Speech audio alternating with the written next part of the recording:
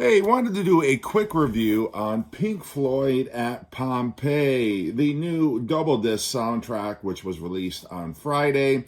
This movie was released in 1972, and we never got a companion soundtrack until now.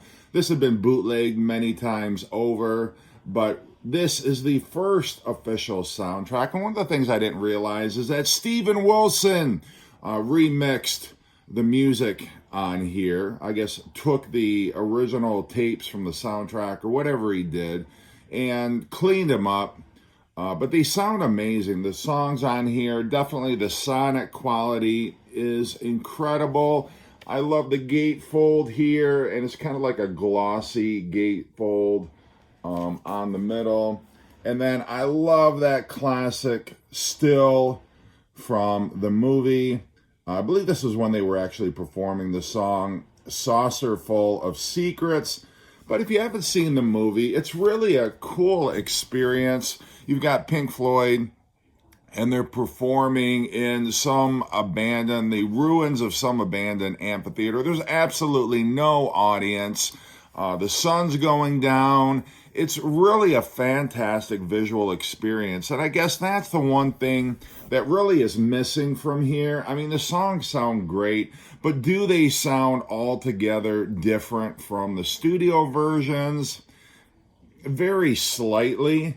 I do. I mean, I will take any Pink Floyd project. I am not complaining about this release at all. I think it's fantastic.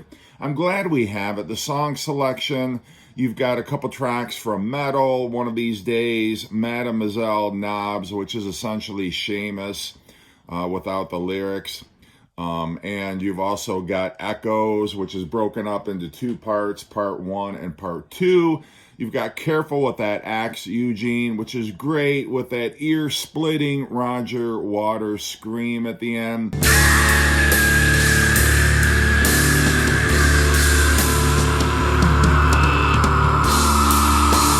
Set the Controls for the Heart of the Sun, which was from their second album. And then on side, which is essentially side D, you've got an alternate take of Careful with That Axe, Eugene, and then an unedited longer version of A Saucer Full of Secrets. So sonically, it's some of Pink Floyd's best music, and they perform it well. There's obviously no audience noises or anything like that, but I love all of these songs, and so, to finally get a soundtrack for the film is pretty cool, but it loses something without the visuals. And I've seen the movie, so those visuals are kind of running through my head as I'm listening to this. This is my DVD copy. This is the one that came out, I don't know, maybe about 10 years ago. I've held on to it. I know there's a new release of it, but I can't imagine it's going to be too different from here. This has a director's cut and then the original theatrical release. The director's cut has a little bit more modern visuals.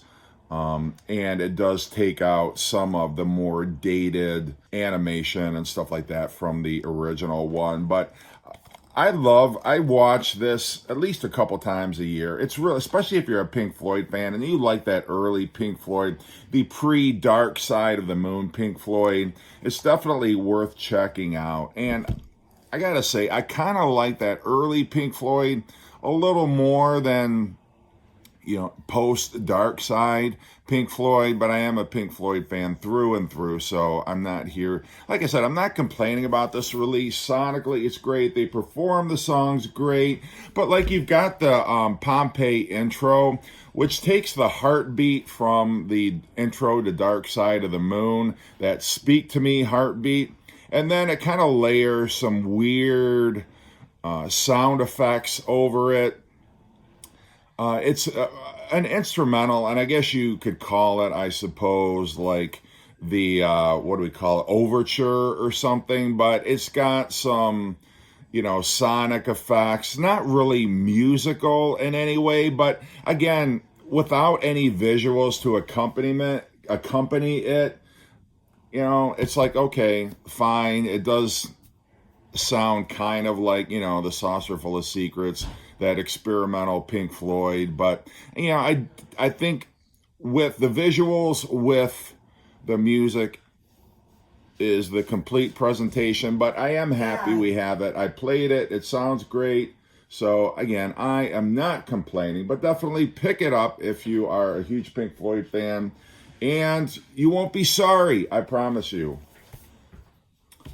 All right, thanks for watching, and take care.